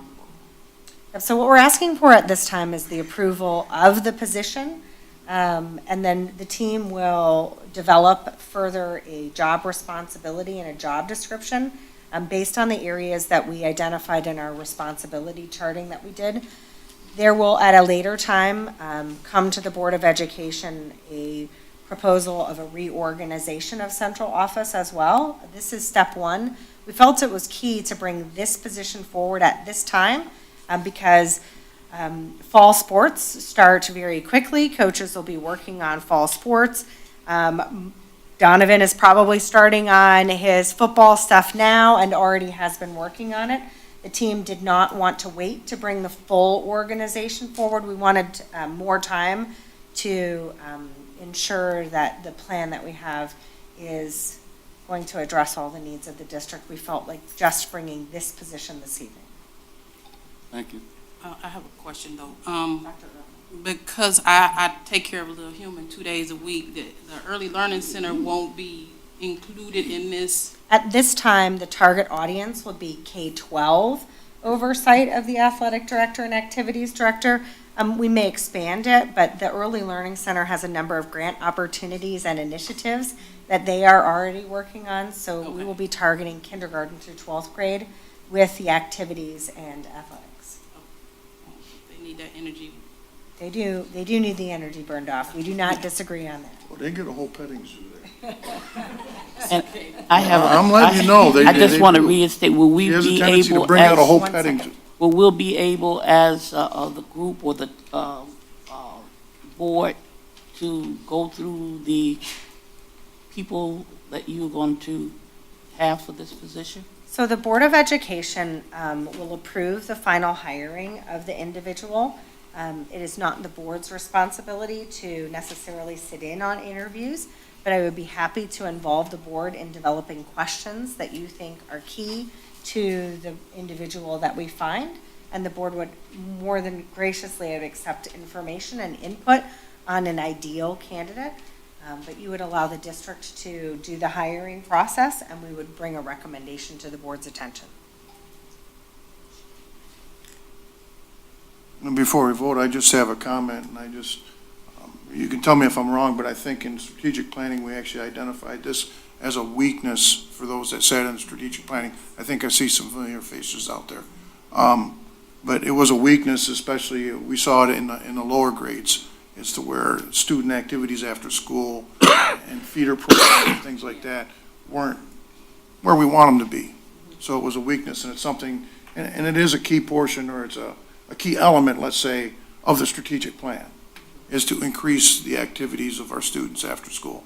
You are correct, Board President Gruenberg. This was an area of opportunity that was identified in the strategic planning process when we did our comprehensive needs assessment. And I primarily bring that up is because that strategic plan is driving just about everything we do in the district now. So every decision that we make up here should be related to that strategic plan, in some way, shape, or form, either directly or indirectly. So I just wanted to make that clear. Please call the vote. Okay, Mrs. Rayford, Yes. Dr. Early, Yes. Mr. Grunberg, Yes.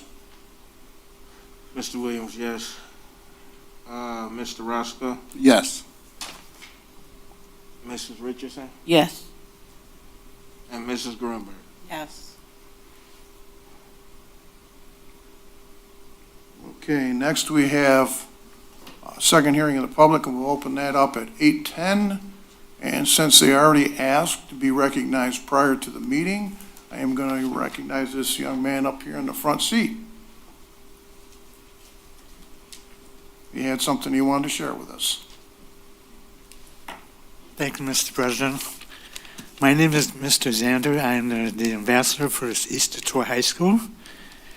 And I just think about Miss Jones and Miss Carice, the two principals that we like the best. And I hope everything goes well for them, and my prayers is with them, and the staff, and the students, and the board. I'm very happy about listening very carefully. And another thing, wanted to tell you that I have one announcement that is coming up. The 24th annual Cruise and Grass in Eastpointe is coming up on Thursday the 15th at the First State Bank, and the 16th at the Motor City at Cleveland at 3 to 7 p.m. And on Saturday, the 17th is the regulation Eastpointe Community School at 9 a.m. until 4 p.m. And like I said, the school is very important to me, and all you wonderful people out there, and coaches and activities. And I just wanted to say thank you from the bottom of my heart. I love all you guys. And I will keep going till I get ready. I just going to take my time to help all you wonderful people out there, and so you, Miss Finnegan, whenever your name is, Miss Van Haren, that's what it is. So I just want to say I'd be glad to help you out for a while. And I love all you guys, and I hope everything goes well. So, like I said, the board, let us know how we do for our two very special administration, and I'll be keeping my prayers, keep the schools in my prayers also. And I thank you for your time. God bless you all. Thank you. For those of you that don't know, this young man here has been at his crossing post for over 30 years, no matter what the weather is.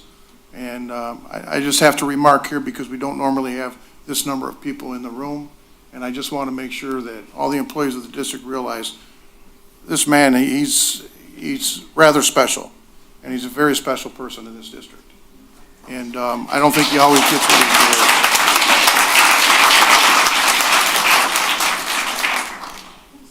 Okay, we'll move on from there. Does anyone else wish to be heard? Anyone else wish to be heard? Second hearing of the public closes at 8, you saying 14? 8:13. Next, we have trustees' announcements. Let's start down here with Ms. Richardson. Oh, gee, thank you.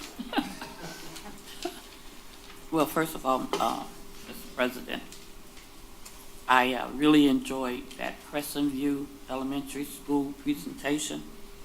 It sounds as though they have our children doing various things, helping them to get to the point that they can move on and are assured of that they're doing the things that can help them the most. As far as what was said at this point for a principal, I know that it's what we have to do, the superintendent have to do to get this done, but it's been a great crowd of people representing, and so I appreciate that. Thank you. Mr. Williams. Thank you, Mr. President. Thank you, Board. First of all, I'd like to congratulate Jonah, our valedictorian, for her accomplishments. And congratulations to Ziana and all the other students, but her invention of the tree dispenser, I thought that was incredible. And hopefully she brings back, I guess, first prize or something. But that's incredible to have our young people thinking forward how they can improve not only the environment, but our trees help us breathe because they give off oxygen and different things like that. So that's huge. That was a great presentation by Mrs. Crawford and her staff from Crescent Wood. So thank you for that. And I definitely appreciate the work that each of you as students do, each of you as teachers do for our students on a daily basis, and it's great to see a lot of students out here and I piggyback off what Mrs. Richardson said.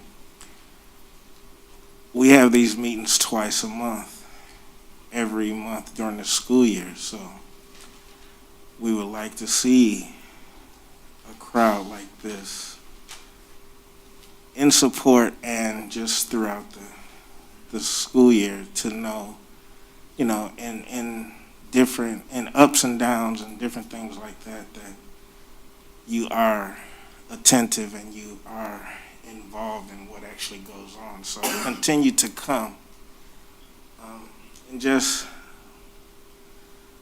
take your 3 minutes if necessary, but come out and see how our schools are improving, how our schools are moving forward, and let us hear what you think needs to be done to continue the progress and the strategic plans that have been laid out. So with that being said, thank you, Mr. President, thank you for Board, and go Shamrocks. Ms. Grunberg. I'd like to say congratulations to Jonah Cram. I got so many names written down here, you're not going to get them all. Mrs. Bellamonte, Mrs. Buccelli, my youngest son, who's now 33, that was his first love. Ziana from Pleasant View, I know who she is, congratulations. The Crescentwood staff and ladies, you guys did a wonderful job. I lived in that neighborhood for 9 years over there, so my kids went to Warrendale at first. And it's just great to see all the teachers out and hear how many years you guys have been here and all the hard work you're doing. We don't get many teachers to come unless they're new hires, so. And I will take everything you said into consideration, so. That's all. Ms. Rayford. Thank you. I am thrilled to see teachers supporting one another. As a retired educator, I can't tell you how that makes me feel. I'm one of those people who speaks my mind. And sometimes it doesn't go very well, but I always speak truth. And I always want the best for every student in the school district in which I'm associated. I think that's the least I could ask of myself. So, thank you from the bottom, middle, and top of my heart for coming out tonight. I'd love for you to encourage every parent, every student who has something to say to come out and address the school board. That's why we're here. This is not a party for us. We're here to serve the community. And the only way we can really serve the community is by knowing what it is you want. We may not always agree, but I can assure you that I can't speak for everybody, I'll speak for myself.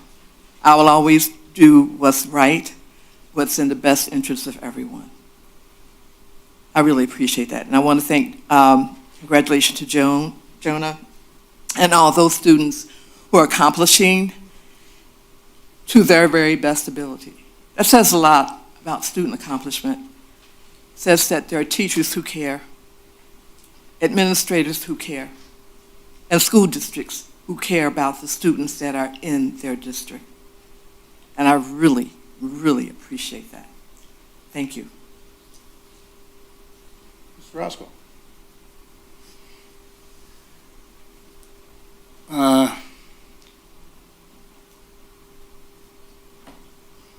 What comes to mind is consistency. What I've seen tonight is consistent. See a body of people support and hold up another individual. I commend that. You know, your voices have been heard. I commend that. Come what may, you stand by your teammate. See teamwork. So I started with consistency and I said teamwork. Teamwork makes the dream work, and we want these schools to excel. Our children, our students, they're excelling. They can't excel without the tools, starting with the principal, the teachers, support staff, et cetera, et cetera. So I commend you guys. Your voices have been heard. Congratulations to Crestwood Elementary, and congrats to Jonah Crum. I think we've all gave him a new name, him or her. I'll just add to the pot there. And Zana Elm, I think I got that one right. All those students, they're excelling. Why are they excelling? Because of the teachers, because of the administration. Just thank you guys for the opportunity for me to sit in this seat. We all had to be taught. We all needed teachers. We all needed principals. So and just we'll stay prayerful, and we lift you all up. Our school district is going to succeed, but we have to only succeed if we all stick together. And that's all I'll say. Dr. Early. Yes. So I'm not going to try to butcher the baby's names because I will. I'm going to echo the sentiments of my colleagues up here that we appreciate each and every one of y'all coming out here and speaking on behalf of the leadership. We need to see y'all to not just come for this. We need to see consistency in y'all coming and telling us what's going on in the buildings, because we don't know. We sit up here and make only the rules that we're allowed to make and decisions we're allowed to make. We want y'all to come and say, this is what's going on, this is what's happening, this is how our babies feel, because we won't know. We can't make decisions up here intelligently if we don't know what's happening in the buildings, because we don't go in the buildings for that. We go in for things that's happening. We go for mentoring programs. We go in because we volunteer. We go in because we're invited, but we don't go in if y'all don't say this is happening. So we don't know. We can't say this is what's happening in the buildings. And as a body, we only have certain things that we are in control of. We only have certain things that we are in control of. But if we don't hear what y'all have to say, we will never be able to ask the tough questions that we need to ask of the administration, of the teachers, of the parents, and even of the students. Because the students, we had students coming up here in tears because they love the administration. But we won't know that unless y'all show up here. We need to see y'all. We can't just be, oh, we know what they think, because we don't. We need to see your smiling faces. We need to see your angry faces. We need to see the concerned faces. We need to see your faces. We need to see your faces. Not just because y'all upset about this or happy about this. We need to see you all the time so we'll be able to make the intelligent decisions that we were elected to make. Thank you. I'd like to first begin by thanking everybody that came up and spoke for the fact of making my job pretty darn easy. I didn't have to get out this fancy gavel. And that's a good thing. And I want you to all take solace in the fact that your voices were heard.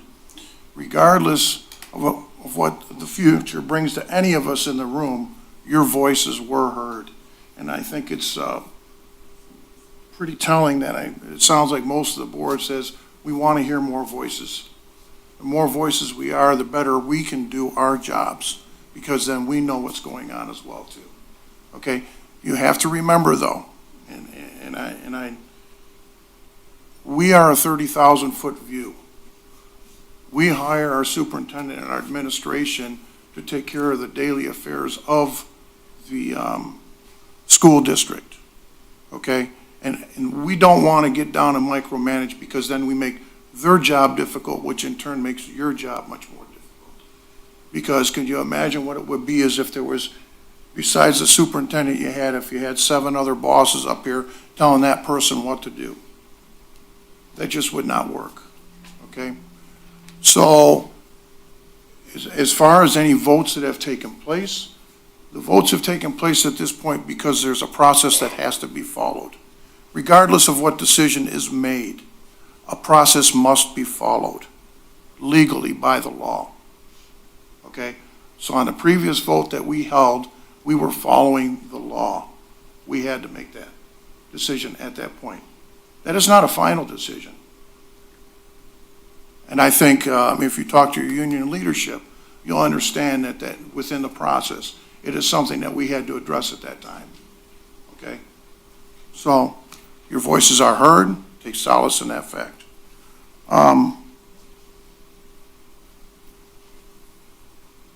Also, I want to bring up something. It's hard for me to bring up from time, I've never really had to bring it up. But at some point when a board member crosses the line, I think me as the board president, I need to, I guess, bring that to the forefront, that one of my 4 fellow board members has crossed the line. I will not name that board member. But let me preface it by saying everybody understands and has heard, I think most people in this room has heard the saying, believe none of what you hear and only half of what you read. I would say, based upon the internet and the social media that we have here now, you can believe that half of what you read and you can cut that way down. Because a lot of the stuff that's on the internet is not right. And I am very disturbed when one of my fellow board members has a proclivity of putting negative comments about our district on the social network. I do not comment to him. I will not comment to him. And in fact, I really next to never participate in the social network. I get my information from other people who let me know that it's there, who do participate. But the comments are negative. To the point of how a board member I would never have thought in my 20 years would question why one of our athletic teams is not winning more. That is so disrespectful to the effort of the athletes and the coaches. And I am shocked that a board member would ever think about asking a question like that. And I'm just going to leave it there, I guess. Please remember, take what you, as my mom would say, and I was taught, when you read things, you got to view it through a lens of skepticism, and don't believe everything that you read. And sometimes consider the source and take it with a grain of salt. Okay? And also, I think the ladies are gone from Crescentwood, aren't they? Oh, geez, we get spoken to in so many technical terms and acronyms and stuff like this. And I wrote down a new one that I love. It's GRB. Does anybody remember what it is? Come on, it's the guided reading bonanza. Do you remember now? I loved it. But the thing I really loved about it was the results. You could definitely see on the graph the impact that it is having on our students. And it's programs like that and the efforts of our staff that on the ground that makes that happen. Nothing beats the value of that teacher that stands in front of those students in that classroom every single day. Nothing is more important to that. And I've heard a lot of communication on TVs these days. You guys aren't, as far as I'm concerned, you ain't even paid half of what you deserve. In the United States, I think priority-wise, education needs to be right up here at the top. Now, maybe I'm going to get a little political here, and people might not like it, but per capita, look at the amount of money that we spend on the industrial military complex versus education. Look at it. It's pretty crazy. Per capita, we spend way more than any other country in the world. And they say, well, this country's doing better, but they don't spend anything on their military. Now, do we need to get our priorities straightened out a little bit? My personal opinion is yes. That's me speaking as one person. But I really prioritize the work that you folks do that high. There's no reason why some of the professions that I see out there, and I don't mean to make light of other professions because I think every job is important. But there's a lot of other jobs out there where people are making more money and what they do is a lot less important than what you do with our children. And I just can't believe that. I don't understand it. I don't get it. I really don't. And I never will understand it. That being said, well, we all thought the weather was breaking. We kind of got cold here. Just a reminder, right, everybody, as somebody who survived being hit by a car, please drive through the neighborhoods carefully. As it gets warmer, children are playing out in the streets, and like me, they don't always pay attention like they should. And it's not only the impact on the child, it's also the impact on the driver too. Because I know how that gentleman felt that hit me. I saw him on a regular basis and it wasn't good. And to this day, I feel bad for putting him through that. Because I did something stupid. That being said, here. At 8:32, I'll just tap it with that. Meeting adjourned. That's not my gavel, I'm using somebody else's.